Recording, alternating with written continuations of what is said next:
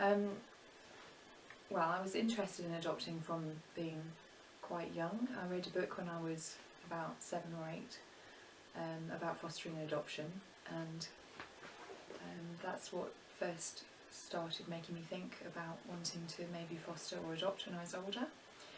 And so it grew from there really, and as I got older and went through university, I had a phase where people would be talking about getting married and having children later in their lives, and I used to at that point say that I knew I wanted to adopt, and then I had a big car accident when I was 29, and as a result of that I broke my back and had a bit of time and space lying on my back thinking about my life and where it was going, and it just seemed the right time then to actually pursue adoption, and so that's what I did. I think I've learned a lot of things about myself through adoption, many of which perhaps I haven't wanted to learn. I've learnt, I guess I've learnt how weak I am and how strong God is, and that actually that it's okay if you make really big mistakes, even in your parenting. It's okay if God is there with you, because reconciliation can happen, and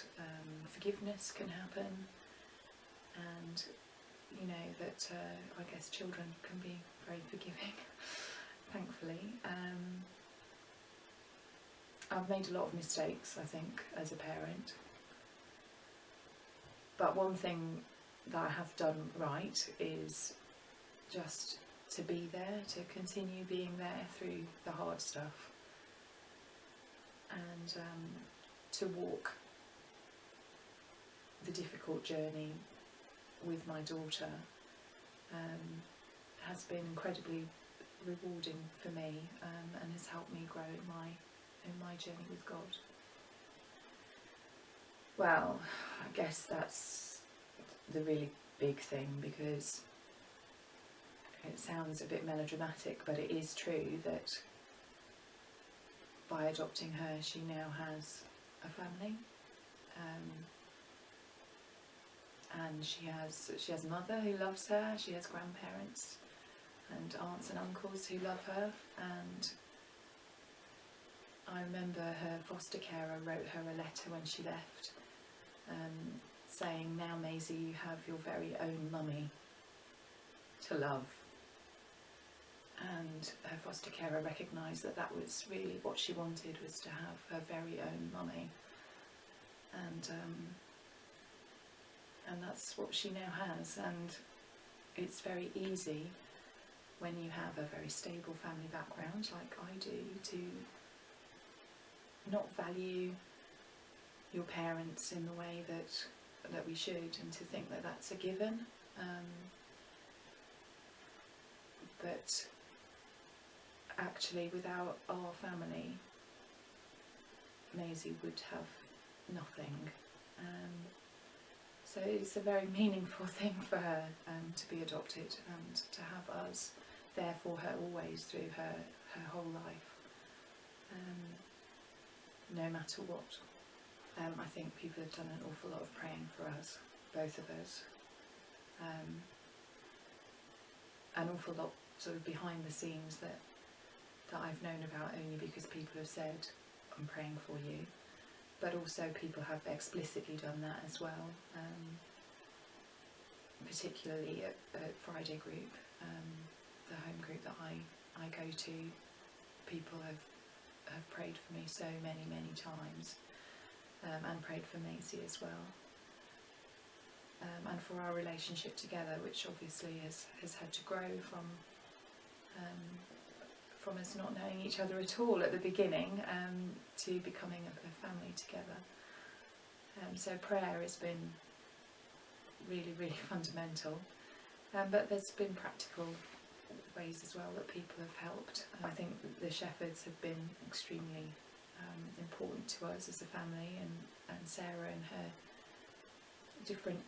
members of her family have been to see us. Lots and lots at the beginning. They used to come once a week to see Maisie, and that was just so important for us at a time when it was quite difficult to have people round to our house, because Maisie was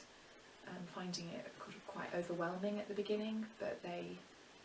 were very accepting of us and the way that we were together, and they didn't feel like there was a lot of pressure on our relationship, so they came along and played games with us, and it was great actually. I was really, really thankful to Sarah and all of the children who've all been at different times. And then the Healers have been incredibly supportive of us as a family, and of course Helen and Cliff know some of what it's like, although of course all children are different. Our children have some things which are similar about the way that their lives were before they came to us, and so we have a good understanding of each other's difficulties. And I think Helen and Cliff, I know they pray regularly for us, and that's been very meaningful. But lots of people come up to me on a Sunday and say, oh, you know, I'm still praying for you, and that has made such a difference, particularly when it's been a hard week. If somebody has said that they were praying for us, and then people have done, you know, other things that have been helpful, and you know, Maisie and I have been out for coffee with people, and people have been genuinely interested in her and her faith and what she has to offer too, and that's been great. I think the thing that is really key is that it's all about relationship and keeping our relationship strong, and sometimes I can get bogged down in how Maisie might behave, and wanting her to behave in certain ways that are acceptable and good, and you know, those might be good things to want for her. But the main thing is that she and I are able to express to each other how much we love each other, and as she becomes a teenager, I know that it can become difficult for people to be openly expressive of that, and yet I do think that we both will need to be able to explicitly say how much we love each other. So I would like people to pray that we would be able to keep talking to each other and loving each other, and of course I would really ask that people would pray that Maisie would come to love Jesus as much as is, you know, humanly possible too, because the more that she falls in love with him,